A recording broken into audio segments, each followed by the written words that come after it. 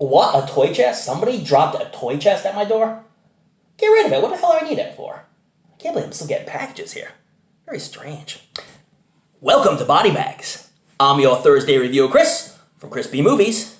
You know my name is Chris, and you know I love B movies. And I hope everybody has had a very happy new year, and of course, a very Merry Christmas. I hope Santa gave you everything that was on your list. I know I did. And I got a toy chest, which is going to come into play in this review. The film is called Toys of Terror. It's a film from 2020, directed by Nicholas Verso, who did a lot of short films, and he did some TV series as well. Ones I've never really heard of, but maybe you have. And written by Dana Gould, who is a stand-up comic, an actor, a writer, and director. I mean, this guy has pretty much done it all in showbiz. Really funny guy. And a good writer. And apparently a big fan of demonic toys and Puppet Master and musicals, which in my review I'm going to let you know about all of that. So the movie starts off, a man in a cloak has this chest, and basically it's a toy chest. And he puts it on the front door and rings the bell and just kind of walks away. So the lady comes to the door and she sees this toy chest. So she's looking around to see who brought it. Nobody's around. She picks it up, brings it into the house, closes the door, wait 5 seconds, and you hear a scream. Ah! Cue into the family. We're about to spend some time with, and we're David and Hannah, the parents of two kids, Franklin and Zoe, and David has another daughter from a previous marriage, as well as a nanny, and Emmett, who kind of helps him with his business, a fix-it-all guy, a really handy man. They basically are going to go to this mansion and renovate the mansion and make it all beautiful and then sell it and make some big bucks. And it's around the Christmas time, so they're going to bring the whole family there to help renovate the house and then just have a Christmas at a big mansion before they initially sell it.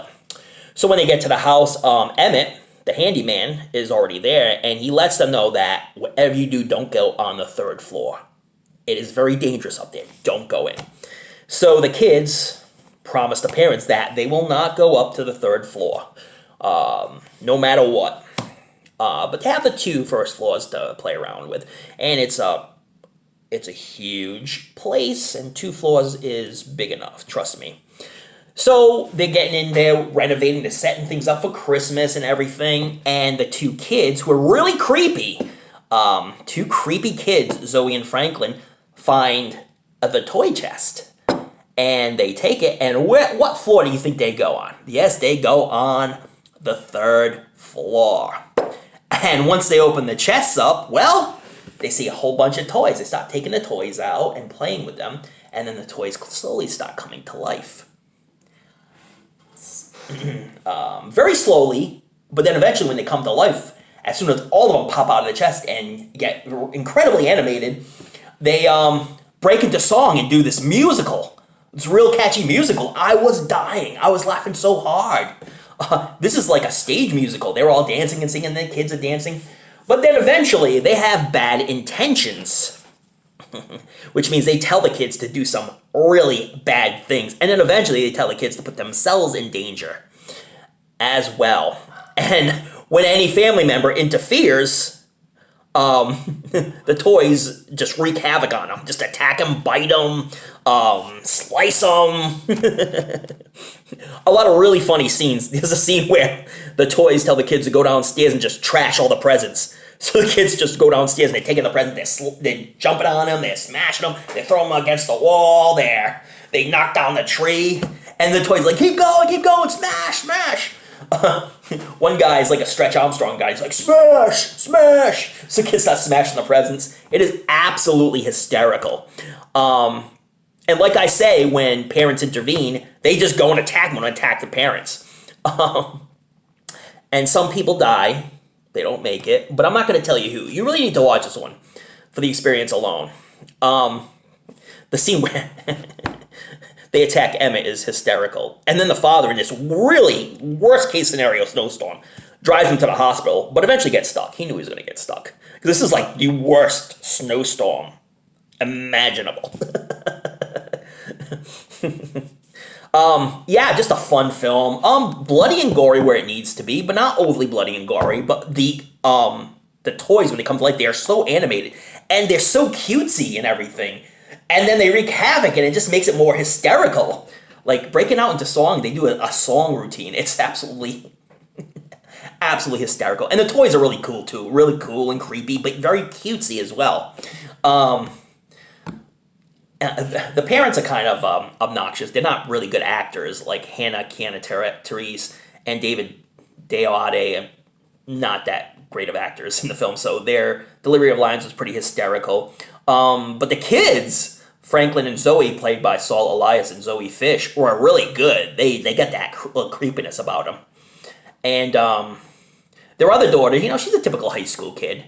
A real fun scene was they found this like a Atari system, and they hooked it up to this dilapidated TV, and she starts playing one game that's perfectly normal, but the other game is basically her playing herself in the house and determining her own fate, and I thought that was pretty cool. Like you see one of the toys go right behind her in the video game. One of the cars, like a speed buggy, is actually from the actual cartoon Speed Buggy. And then in real life, it's really happening. So that's pretty cool. I kind of like that. And the video game was like a really cool old school, like Atari type game. So I thought that was pretty cool. This is a film I do not own a physical copy of. I actually saw it on the Sci-Fi app, so I decided to watch it because it's Christmassy and it's fun. But it's actually a really fun film. I really actually enjoyed it. Lots of bad acting, except for the kids. The kids were great. And the toys were friggin' hysterical. They were friggin' awesome, especially one of the toys, big muscle bound toys, says, smash, smash! And then they, like, coax the kids to try to jump out of the third floor window and end their lives, basically. These toys were fun, but really destructive. And they all teamed up to just attack the adults. But like I say, some died, some didn't, but you gotta watch the film. Real fun ending, good ending as well. Where the adults just go attack mode on the toys in the end, and but I was rooting more for the toys than I were for the adults. So, but a real fun film, and if you have the Sci-Fi app, or you catch it on Sci-Fi, DVR it, or check it out on the Sci-Fi app. It's a whole lot of fun, and if you like demonic toys and Puppet Master movies like that, you really enjoy this one. But this one was more comedic. Than those other two. But yeah, really fun film. I'm going to put this one on the cheeseometer because it was incredibly cheesy. 10 being the best cheese you'll ever going to get, 1 being the worst cheese. I had fun with it. I give it a 9. It was cheesy as hell and a whole lot of fun. And that's all I got to say about that. Check out Toys of Terror from 2020. Written well by Dana Gould, baby. Oh, yeah. And check out all the other BodyBags reviewers. They all bring great stuff to the table, and they're all passionate about films, just like we are. Oh, yeah, and tune in next week, because you never know what I'm going to bring to the table. But one thing I'm going to bring really soon is Fade to Black, one of my all-time favorite films, about a man that is a movie lover, like us. And he takes on the roles of the killers in those films, and goes on a killing spree of his own. Oh yeah, really fun film that I'm going to be doing in the future. So check that out. And, again, don't forget to watch those late-night horror movies. Maybe you want to watch Toys of Terror. Read up on your latest Fright Mags. Don't forget to tune in to another episode of a show we call Body Bags, or I'm sending you the toy crate, baby. Or in my case, the toy chest.